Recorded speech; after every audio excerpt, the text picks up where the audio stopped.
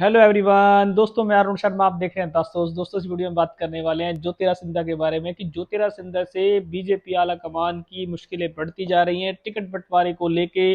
जहां एमपी में, मध्य प्रदेश में नया समीकरण देखने को मिला कि केंद्रीय मंत्रियों को टिकट दे दी गई, जिसमें बवाल हो गया। दोस्तों, डिबेट को शुरू करने से पहले अगर आपने चैनल को सब्सक्राइब नहीं किया है तो आप करके जुड़ सकते हैं, ताकि आने वाली सभी डिबेट आपको टाइम पे मिलेंगी।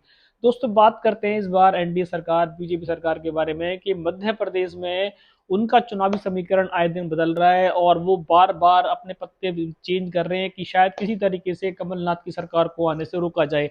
और इस बार उन्होंने स्थानीय नेताओं की कवायद को दूर कर दिया, हटा दिया।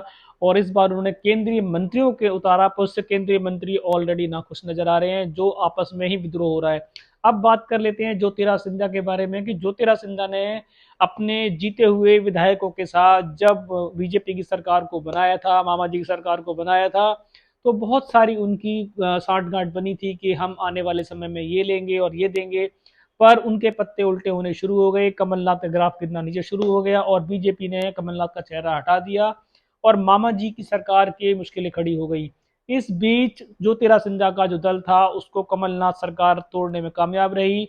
वो उनकी गुटबाजी के चलते हुए सारे विधायक उनके भागते नजर आए। अब जो उनके पास गिने चुने विधायक रह गए थे और बीजेपी आला कमान इस बार किसी भी सूरत में टिकट बांटने में किसी के लिए समझौता करने को तैयार नहीं है। और सबसे ज्यादा जो सिंधिया गुट के समर्थकों का बीजेपी ने टिकट काटना शुरू किया, जिससे सिंधिया गुट में भगदड़ मच गई और वो बवाल हो गया। उस बवाल को चलते हुए सिंधिया गुट नाराज हुआ और उन्होंने कांग्रेस ज्वाइन कर ली। अब सिंधिया गुट के कुछ गिने चुने मेंबर थे जिनसे सिंधिया आस लगा रहे थे कि शायद उनको वो टिकट दे दी जाए तो उनका गुट बना रहे।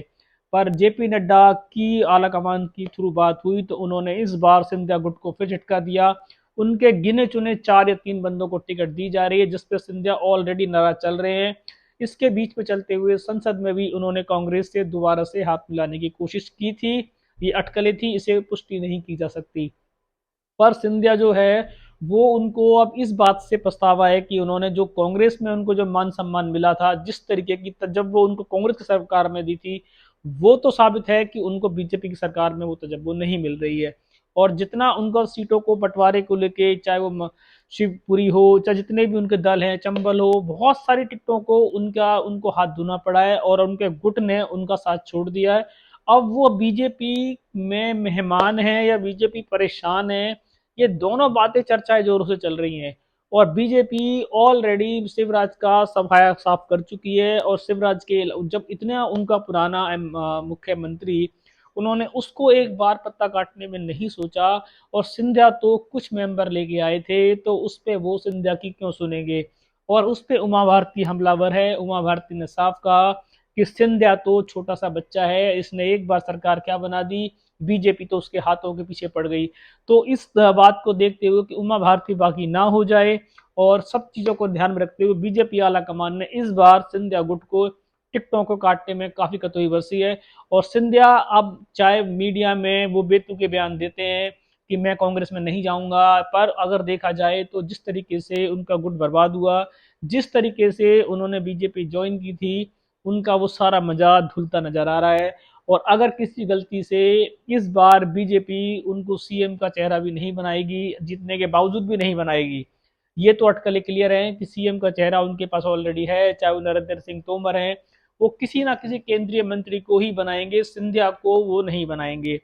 अब मामा जी और शिवराज सिंह का पत्ता उन्होंने पहले ही काट दिया है और वो उसके बावजूद भी आए दिन अमित शाह की और मोदी जी की वहां रैली है। पर सिंधिया को किस तरीके से बीजेपी अपने साथ रखे, वो उनका एक विचार चल रहा है, क्योंकि सिंधिया के पास अब जो उनके विधायक दल के नेता हैं वो कम रह गए हैं और सिंधिया की देखा जाए तो चॉइसेस ज्यादा हैं।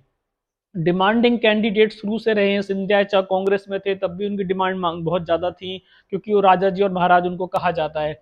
पर महाराज का जो रुतबा था वो कांग्रेस ने तो झेल लिया, पर महाराज का जो असली रुतबा है उसको बीजेपी बर्दाश्त करने के मूड में नहीं है, क्योंकि उन्होंने साफ कह दिया है कि हमने आपको कैबिनेट मिनिस्टर बना दिया, सीएम के लिए शायद वो सोचेंगे। और फिलहाल उनकी जो डिमांडिंग सीट्स हैं उसको बीजेपी किसी भी तरीके से, क्योंकि सिंधिया पिछली बार हार गए थे और कुछ सीटों पे उनके जिनको वो लेके टिकट मांग रहे हैं वहां पे भी वो हार चुके थे।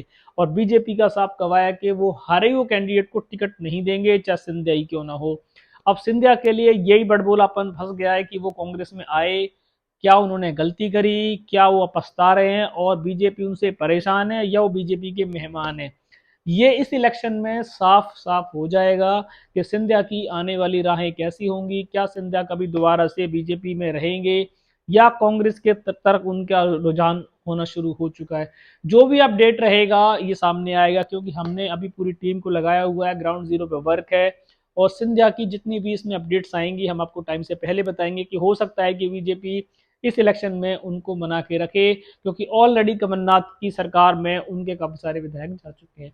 दोस्तों, अगर आप चैनल पे पहली बार जुड़ सकते हैं ताकि आने वाली सभी डिबेट्स आपको टाइम पे मिलेंगी, क्योंकि चुनावी समीकरण मध्य प्रदेश, राजस्थान, छत्तीसगढ़, काफी सारा अभी चुनावी समीकरण चेंज होना है और काफी सारी टीम वर्क कर रही है।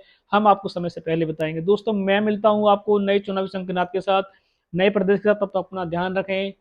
नमस्कार दोस्तों।